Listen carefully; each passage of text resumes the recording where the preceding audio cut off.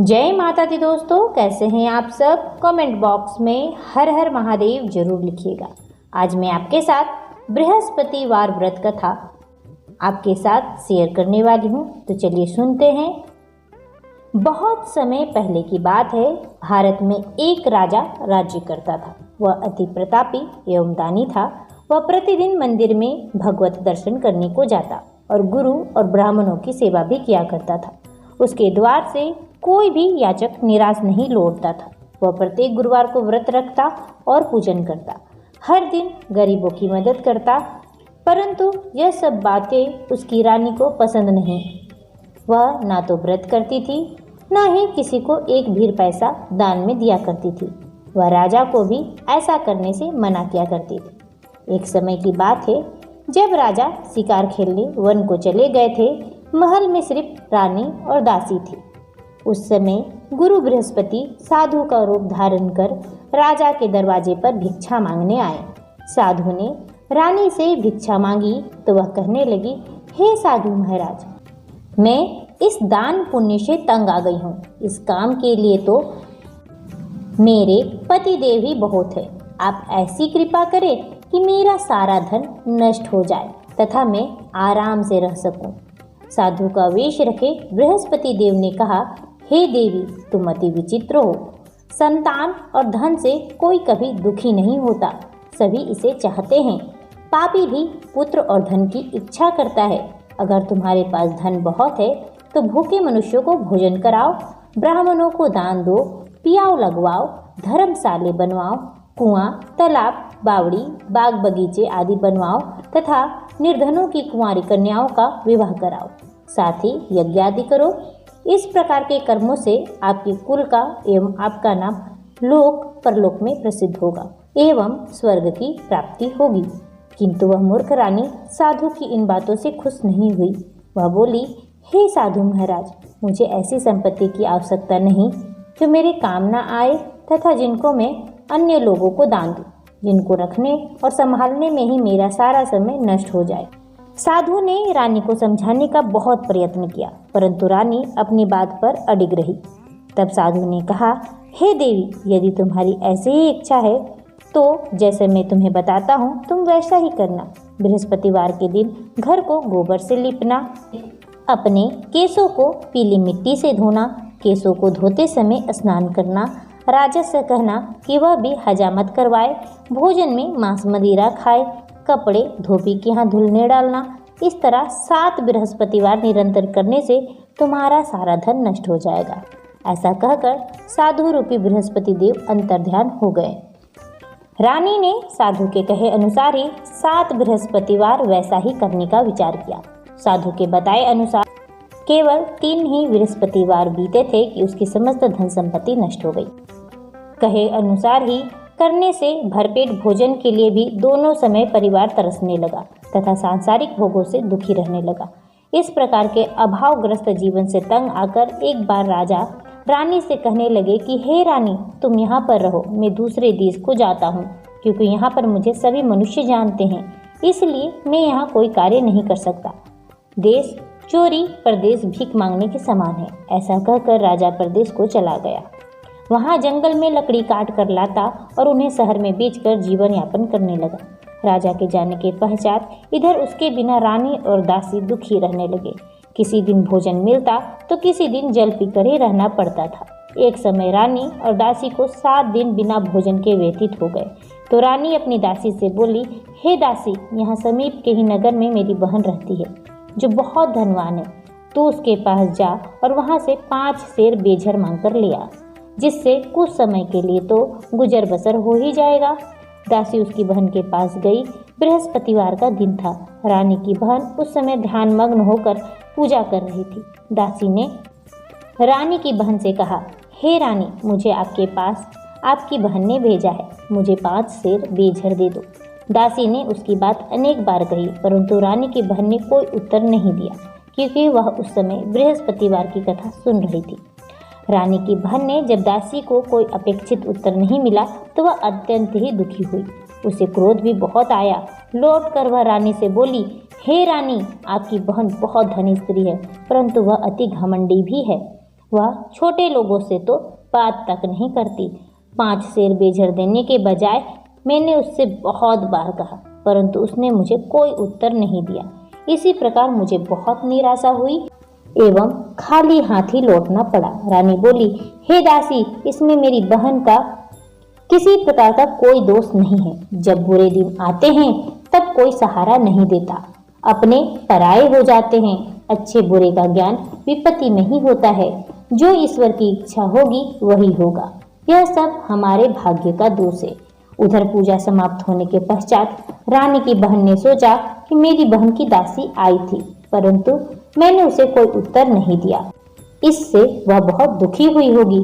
कथा सुनकर तथा विष्णु भगवान का प्रसाद ग्रहण कर वह अपनी बहन के घर आई तथा बोली, हे बहन, मैं बृहस्पतिवार का व्रत कर रही थी। तुम्हारी दासी आई, परंतु कथा समाप्त होने से पूर्व ना उठते हैं ना ही कुछ बोलते हैं, इसलिए मैं नहीं बोली। बताओ दासी, किस कार्य से मेरे पास आई थी? रानी बोली, बहन, हमारे घर में अनाज नहीं था तथा राजा परदेश गए हुए हैं। वैसे तुमसे तो कोई बात छिपी नहीं है, इस कारण मैंने दासी को तुम्हारे पास 5 सेर बेझर लेने के लिए भेजा था। इस पर रानी की बहन बोली, हे बहन, बृहस्पति भगवान सबको मनोवांछित फल देते हैं। देखो, शायद तुम्हारे घर में किसी कोने में अनाज रखा हो। यह सुनकर रानी की बहन की बातों में विस्मति होकर दासी अंदर को गई और वहां उसे एक घड़ा भरा बेजर मिल गया। उसे बड़ा आश्चर्य हुआ, क्योंकि उसके अनुसार घर का एक एक बर्तन खाली था। उसने बाहर आकर रानी को सारा वृतांत सुनाया। दासी और रानी से कहने लगी, हे रानी, देखो, वैसे भी हमको जब अन्न नहीं मिलता है तो वह भी व्रत समान ही है। अगर इनसे व्रत की विधि तथा कथा पूछ ली जाए तो बृहस्पतिवार का व्रत हम भी किया करेंगे। और फिर दासी के कहने पर रानी ने अपनी बहन से बृहस्पतिवार व्रत पूजन एवं विधि एवं नियमों के बारे में विस्तार से पूछा।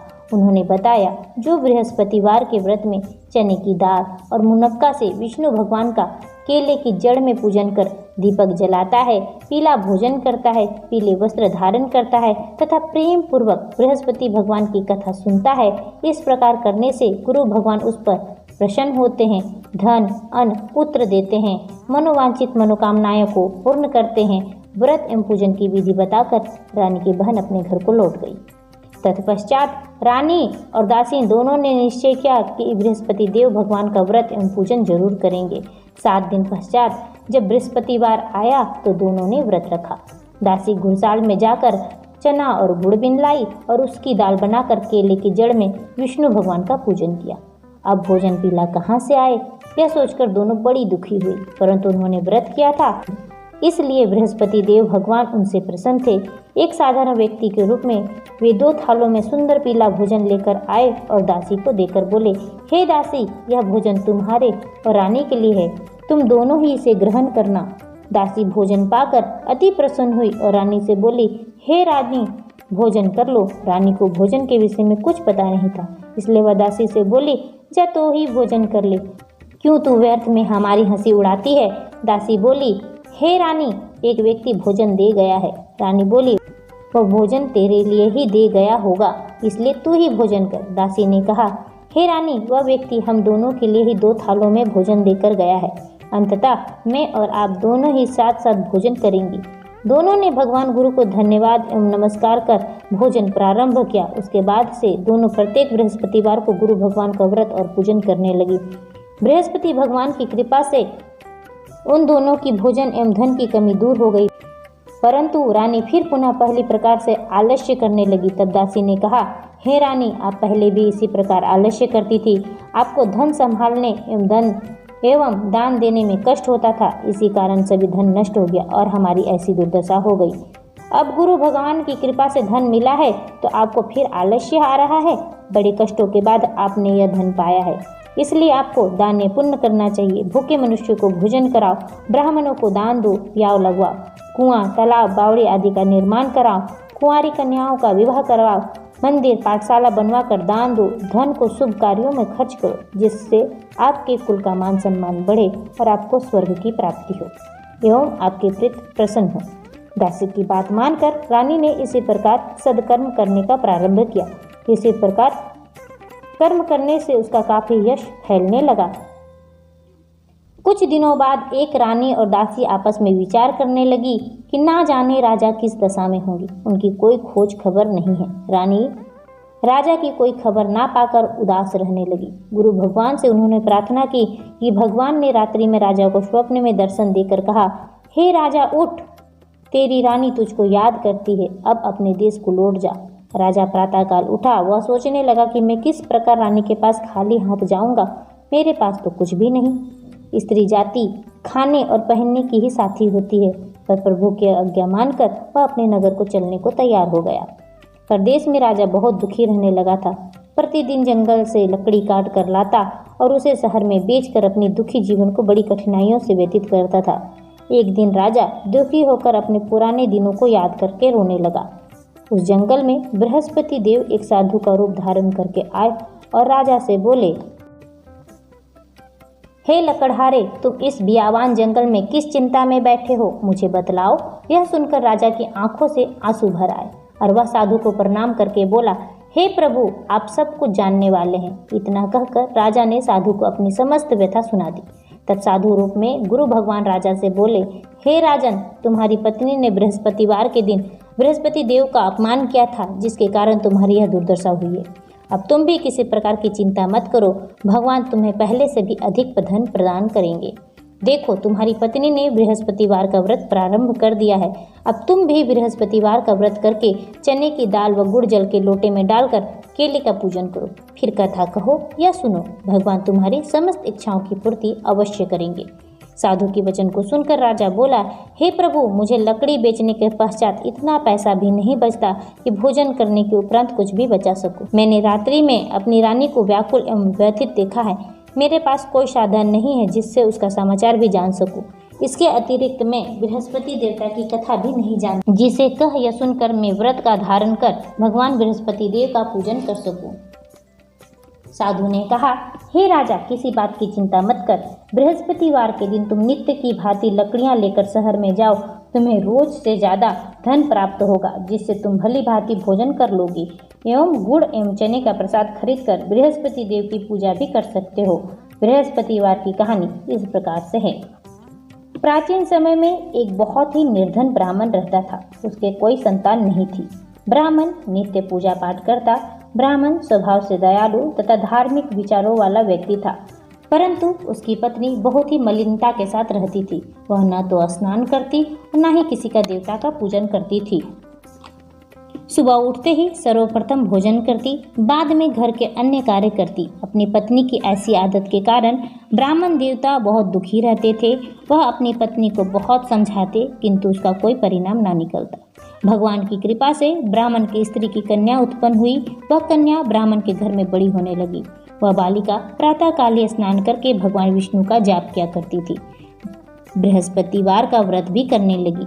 पूजा पाठ समाप्त कर पाठशाला जाती तो अपनी मुट्ठी में जौ भरकर ले जाती थी और पाठशाला जाने के रास्ते में डालती जाती। भगवान बृहस्पति देव की कृपा से वही जौ स्वर्ण के हो जाते थे, तो लौटते समय उनको बीन कर घर ले आती। एक दिन वह बालिका सूप से उन सोने के जौ को फटक कर साफ कर रही थी। तभी उसकी माँ ने उसे देख लिया। हे बेटी, सोने के जौ को फटकने के लिए सूप भी तो सोने का होना चाहिए। दूसरे दिन बृहस्पतिवार था। कन्या ने व्रत रखा था और भगवान बृहस्पति देव से प्रार्थना करके कहने लगी, हे प्रभु, यदि मैंने सच्चे मन से आपका पूजन एवं व्रत किया है तो कृपया करके मुझे सोने का सूप दे।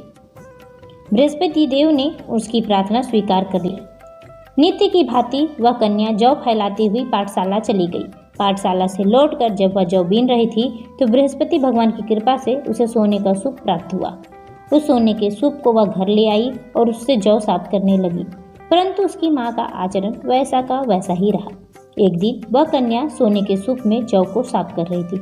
उसी समय अचानक उस नगर का राजकुमार वहां से होकर निकला।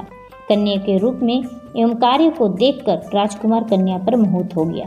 राजमहल लौटकर राजकुमार अन्न तथा जल त्याग कर उदास होकर लेट गया। राजा को जब अपने पुत्र द्वारा अन्न जल त्यागने का समाचार प्राप्त हुआ तो मंत्रियों के साथ वह राजकुमार के पास आए और बोले, हे बेटा, तुम्हें किस बात की तकलीफ है? किसी ने तुम्हारा अपमान किया है अथवा कोई और कारण है तो मुझे बताओ। मैं वही करूँगा जिससे तुम प्रसन्न होगे। राजकुमार ने अपने पिता की बातें सुनी तो बोला, आपकी कृपा से मुझे किसी प्रकार का कष्ट नहीं है, किसी ने मेरा अपमान भी नहीं किया, परंतु मैं उस कन्या के साथ विवाह करना चाहता हूँ जो सोने के सूप में सोने के जौ को फटक रही थी। यह सुनकर राजा आश्चर्य में पड़ गया और बोला, हे राजकुमार, इस तरह की कन्या का पता तुम ही लगाकर मुझे बताओ, मैं तुम्हारा विवाह उसके साथ करवा दूंगा। राजकुमार ने प्रसन्न होकर राजा को उस ब्राह्मण की कन्या के घर का पता बताया। राजा के आदेश पर मंत्री उस कन्या के घर गए और राजा का आदेश ब्राह्मण को सुनाया। कुछ दिन बाद ब्राह्मण की कन्या का विवाह राजकुमार के साथ हो गया। घर से कन्या के विदा होते ही उस ब्राह्मण के घर में पहले की तरह निर्धनता वापस लौट आई। अब भोजन के लिए अनाज भी बड़ी मुश्किल से मिलता था। एक दिन दुखी होकर ब्राह्मण देवता अपनी बेटी से मिलने गए। बेटी पिता की ऐसी अवस्था को देखकर अत्यंत दुखी हुई और उसने अपनी माँ का समाचार पूछा। ब्राह्मण ने पुत्री को सभी हाल कह सुनाए। पुत्री ने अपने पिता को बहुत सा धन देकर विदा कर दिया। इस प्रकार ब्राह्मण का कुछ समय सुखपूर्वक बीता, लेकिन धन समाप्त होने के बाद स्थिति पूर्ववत ही हो गई। ब्राह्मण फिर अपनी पुत्री के यहाँ गया और उससे सभी हाल कह सुनाया। पुत्री बोली, हे पिताजी, आप अपने साथ माता जी को भी यहाँ लिया लाओ, मैं उन्हें वह विधि बता दूंगी जिससे दरिद्रता दूर हो जाएगी। ब्राह्मण देवता अपनी पत्नी को साथ लेकर अपनी पुत्री के पास राजमहल पहुँचे तो पुत्री अपनी माँ को समझाने लगी, हे माँ, तुम सुबह उठकर सर्वप्रथम स्नान आदि करके भगवान विष्णु का पूजन किया करो तो सब निर्धनता दूर हो जाएगी। परंतु उसकी माँ ने उसकी एक न मानी। वह सुबह उठकर सर्वप्रथम अपनी पुत्री के घर में बचा जूठन खा लेती थी। एक दिन उसकी बेटी को अपनी माँ पर बहुत गुस्सा आया। उसने उस रात एक कोठरी में खाने का सारा सामान निकालकर अपनी माँ को उसमें बंद कर दिया। प्रातःकाल कोठरी से अपनी माँ को निकालकर तथा स्नान आदि कराकर पूजा पाठ करवाया तो उसकी माँ की बुद्धि ठीक हो गई। इसके बाद वह प्रतिदिन पूजा पाठ करती, प्रत्येक बृहस्पतिवार को व्रत भी रखने लगी। इस व्रत के प्रभाव से उसकी माँ भी अत्यंत धनवान तथा पुत्रवती हो गई और बृहस्पति देवता की कृपा से वृद्धावस्था में मृत्यु लोक को स्वर्ग को गई। वह ब्राह्मण भी सुखपूर्वक इस लोक का सुख को भोग कर स्वर्ग को प्राप्त हुआ। इस प्रकार कहानी कहकर साधु देवता वहाँ से अंतर्ध्यान हो गए। धीरे धीरे 6 दिन का समय बीत गया और बृहस्पतिवार का दिन आ गया। लकड़हारा रूपी राजा जंगल से लकड़ी काट कर किसी शहर में बेचने गया। आज उसे औरों से अधिक धन मिला। राजा ने चना और गुड़ आदि लाकर भगवान विष्णु का पूजन किया तथा बृहस्पतिवार का व्रत किया। उस दिन से उसके सभी कष्ट दूर हो गए, परंतु अगले बृहस्पतिवार को वह व्रत करना भूल गया। इसी कारण बृहस्पति देवता उससे रुष्ट हो गए। उस दिन उस नगर के राजा में विशाल यज्ञ का आयोजन किया था। उसने समस्त राज्य में घोषणा करवा दी थी कि कोई भी मनुष्य अपने घर में भोजन ना बनाए, ना ही आग जलाए। सब लोग मेरे यहाँ भोजन करने को आए। इस आज्ञा को जो नहीं मानेगा उसको सूली पर लटका दिया जाएगा। राजा की आज्ञा अनुसार राज्य के सभी निवासी राजा के भोज में सम्मिलित होने गए, परंतु लकड़हारा कुछ विलंब से पहुंचा, इसलिए राजा उसको भोजन कराने तथा अपने साथ महल में ले गए। जब राजा लकड़हारे को भोजन करा रहे थे तो रानी की दृष्टि उस खूंटी पर पड़ी जिस पर उसका नौलखा हार लटका हुआ था। खूंटी पर हार लटका दिखाई नहीं दिया। रानी को निश्चय हो गया कि मेरा हार इसी लकड़हारे ने चुरा लिया है। उसी समय रानी की जिद पर राजा ने सैनिक को बुलवाकर लकड़हारे को जेल में डलवा दिया। जेल खाने में बंद हुआ लकड़हारा बहुत दुखी होकर विचार करने लगा कि ना जाने कौन कौन से पूर्व जन्म के कुकर्म से मुझे यह दुख प्राप्त हुआ है। जेल में बंद लकड़हारा भगवान बृहस्पति देव को याद करने लगा। तत्काल ही बृहस्पति देव साधु का रूप में प्रकट हो गए और उसकी दशा को देखकर कहने लगे, अरे मूर्ख, तू बृहस्पतिवार को बृहस्पति देव की कथा एवं व्रत करना भूल गया, इसी कारण तुझे दुख को प्राप्त हुआ है। किसी प्रकार की चिंता मत कर। बृहस्पतिवार के दिन जेल खाने के दरवाजे पर तुझे 50 पैसे पड़े मिलेंगे। उन पैसे से प्रसाद मंगाना, भगवान बृहस्पति का पूजन एवं कथा कहना, कथा का प्रसाद स्वयं भी ग्रहण करना तथा दूसरों को भी कराना। इस प्रकार करने से तुम्हारे सभी कष्ट दूर हो जाएंगे। अगले बृहस्पतिवार को राजा को जेल के द्वार पर पैसे मिले। राजा ने पूजा का सामान मंगवाकर कथा कही और प्रसाद बांटा। उसी रात बृहस्पति देव ने उस नगर के राजा को सपने में दर्शन देकर कहा, हे राजा, तूने जिस आदमी को जेल खाने में बंद कर रखा है वह निर्दोष है, वह राजा है, उसे छोड़ दो। रानी का नौलखा हार उसी खूंटी पर लटका हुआ है। अगर तू ऐसा नहीं करेगा तो मैं तेरे सारे राज्य को नष्ट कर दूंगा। राजा सुबह उठा और खूंटी पर हाथ टंगा देखकर लकड़हारे को बुलाकर उससे क्षमा याचना की तथा राजा को सुंदर वस्त्र आभूषण भेंट करके उसे विदा किया। बृहस्पति देव की आज्ञा अनुसार राजा अपने नगर को चल दिया। जब वह नगर के निकट पहुंचा तो उसे बहुत आश्चर्य हुआ कि वह पहले से भी अधिक तालाब, बाग और कुएं तथा धर्मशालाएं, मंदिर आदि बने हुए थे। राजा ने जब नगरवासियों से पूछा कि यह बाग, तालाब, धर्मशाला एवं कुआं किसके द्वारा बनवाए गए हैं, तब नगर के सभी लोग कहने लगे यह सब रानी और दासी द्वारा बनवाए गए हैं। राजा को बहुत आश्चर्य हुआ और बहुत क्रोध भी आया। जब रानी ने यह खबर सुनी कि राजा आ रहे हैं तो उसने दासी से कहा, हे दासी, देख, राजा हमें अति दीन अवस्था में छोड़ गए थे। हमारी वह ऐसी हालत देखकर कहीं लौट ना जाए, इससे तू द्वार पर खड़ी हो जा। रानी की आज्ञा अनुसार दासी दरवाजे पर खड़ी हो गई। जब राजा आए तो उन्हें अपने साथ महल में लिवा लाई। जब राजा ने क्रोध कर अपनी तलवार निकाली तथा रानी से पूछा, बताओ इतना धन तुम्हें कैसे प्राप्त हुआ, किस प्रकार प्राप्त हुआ? तब रानी ने बताया, यह सब हमें धन बृहस्पति देव के व्रत के प्रभाव से प्राप्त हुआ है। अब राजा ने निश्चय किया कि 7 दिन बाद तो सभी बृहस्पति देव का पूजन करते हैं, परंतु मैं प्रतिदिन दिन में 3 बार कथा कहूँगा और नित्य व्रत क्या करूँगा। अब हर समय राजा के दुपट्टे में चने की दाल बंधी रहती तथा दिन में 3 बार वह कथा कहता। ऐसे ही एक दिन राजा ने विचार किया कि चलो अपनी बहन के यहाँ हो आओ। ऐसा निश्चय कर राजा घोड़े पर सवार होकर अपनी बहन के यहाँ चल दिया। मार्ग में उसने देखा कि कुछ आदमी एक मुर्दे को लिए जा रहे हैं। उन्हें रोक कर वह कहने लगा, अरे भाइयों, कुछ देर मेरी बृहस्पति की कथा सुन लो। वे बोले, लो, हमारा आदमी मर गया है और इसको अपनी कथा की पड़ी है। परंतु कुछ आदमी बोले, अच्छा कहो, हम तुम्हारी कथा भी सुनेंगे। राजा ने दाल निकाली और कथा कहनी शुरू कर दी। जब कथा आधी हुई तो मुर्दा हिलने लगा और जब कथा समाप्त हुई तो राम राम करके वह मुर्दा खड़ा हो गया।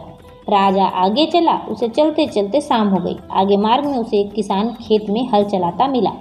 राजा उससे बोला, अरे भैया, तुम मेरी बृहस्पतिवार की कथा सुन लो। किसान बोला, जब तक मैं तेरी कथा सुनूंगा तब तक 4 हरैया जोत लूंगा। जाओ भैया, तुम अपनी कथा किसी और को सुनाना। राजा आगे चलने लगा। राजा के हटते ही किसान के बैल पछाड़ खाकर नीचे गिर गए और किसान के पेट में बहुत तेज से दर्द होने लगा। उसी समय किसान की माँ रोटी लेकर आई थी। उसने जब यह देखा कि उसने अपने पुत्र से हाल सब पूछा, तब बेटे ने सारा हाल बता दिया। किसान की माँ ने दौड़ी दौड़ी घोड़े पर सवार राजा के पास गई और बोली, मैं तेरी कथा सुनूंगी, तू अपनी कथा मेरे खेत पर चलकर कहना। राजा ने लौटकर किसान के खेत पर जाकर कथा कही, जिसे सुनते ही बैल खड़े हो गए तथा किसान के पेट का दर्द भी बंद हो गया। आगे चलकर राजा अपनी बहन के घर पहुंचा। बहन ने भाई की खूब आवाभगत की। दूसरे दिन जब सुबह राजा जागा तो उसने देखा कि सब लोग भोजन कर रहे हैं। राजा ने अपनी बहन से जब पूछा कि ऐसा कोई मनुष्य है जिसने भोजन नहीं किया हो और जो मेरी बृहस्पतिवार की कथा का श्रवण कर ले, तो बहन बोली, हे भैया, यह देश ऐसा ही है। यहाँ के लोग पहले भोजन करते हैं, बाद में कोई अन्य काम करते हैं। अगर पड़ोस में कोई हो तो देख आती हूँ। ऐसा कहकर बहन चली गई, परंतु उसे कोई भी ऐसा व्यक्ति नहीं मिला जिससे भोजन ना किया हो। वहाँ एक कुम्हार के घर में गई जिसका लड़का बहुत बीमार था। उसे यह भी पता चला कि वहाँ 3 दिनों से किसी ने भोजन नहीं किया है। राजा की बहन ने अपने भाई को कथा सुनाने के लिए कुम्हार से आग्रह किया तो वह तैयार हो गया। राजा ने जाकर बृहस्पतिवार की कथा कही, जिसे सुनकर कुम्हार का लड़का ठीक हो गया। अब तो राजा की हर ओर प्रशंसा होने लगी। एक दिन राजा ने अपनी बहन से कहा, हे बहन, मैं अपने घर को जाऊंगा, तुम भी तैयार हो जाओ। राजा की बहन ने अपनी सास से भाई के साथ जाने की आज्ञा मांगी तो सास बोली, चली जा, परंतु अपने लड़कों को यहीं छोड़ जाना, क्योंकि तेरे भाई को कोई संतान नहीं होती है। बहन ने भाई से कहा, हे भैया, मैं तो चलूंगी, परंतु कोई बालक नहीं जाएगा। राजा ने कहा, जब बालक ही साथ नहीं चलेगा तो तुम भी जाके क्या करोगी? दुखी मन से राजा अपने नगर को लौट आया। राजा अपनी रानी से बोला, हम निर्वंशी हैं, हमारा मुख देखने का भी धर्म नहीं है। वह उदास होकर बिना भोजन किए सैया पर लेट गया। रानी बोली, हे प्रभु, भगवान बृहस्पति देव ने हमें सब कुछ दिया है तो वह हमें संतान भी अवश्य देंगे। उसी रात बृहस्पति देव ने राजा को सपने में दर्शन दिया और कहा, हे राजा, सभी सोच त्याग दे, तेरी रानी गर्भवती है। राजा को यह जानकर अति प्रसन्नता हुई। 9वें महीने में रानी के गर्भ से एक सुंदर पुत्र रूपी रत्न पैदा हुआ। तब राजा बोला, हे रानी, स्त्री बिना भोजन कर रही है, परंतु बिना कुछ कहे नहीं रह सकती। जब मेरी बहन यहाँ आए तो तुम मुझसे कुछ मत कहना। रानी ने हाँ कर दी। जब राजा की बहन ने यह समाचार सुना तो वह अति प्रसन्न हुई और बधाई लेकर अपने भाई के यहाँ आई। तभी रानी ने कहा, घोड़ा चढ़कर नहीं आई, गधा चढ़ी आई। राजा की बहन बोली, भाभी मैं इस प्रकार ना कहती तो तुम्हें औलाद कैसे मिलती। भगवान बृहस्पति देव ऐसे ही हैं, जिसके मन में कामनाएं होती है सभी को पूर्ण और मनोवांछित फल देते हैं। जो बृहस्पतिवार का व्रत करता है, कथा को पढ़ता है अथवा सुनता है और दूसरों को सुनाता है, बृहस्पति देव उसकी सभी मनोकामनाओं को पूर्ण करते हैं और उनकी सदैव रक्षा करते हैं। जो श्रद्धा एवं आदर भाव से बृहस्पति देव का पूजन एवं व्रत करते हैं, उनकी सभी मनोकामनाएं पूर्ण होती है। सच्चे मन एवं हृदय से रानी और राजा ने बृहस्पति देव की कथा का गुणगान किया। उनकी सभी इच्छाएं बृहस्पति देव ने पूरी की। इसलिए सबको कथा कहने अथवा सुनने के बाद भगवान का प्रसाद ग्रहण करना चाहिए तथा सच्चे मन एवं भावना से सदा उनकी जय जयकार करनी चाहिए। बोलो बृहस्पति देव महाराज की जय।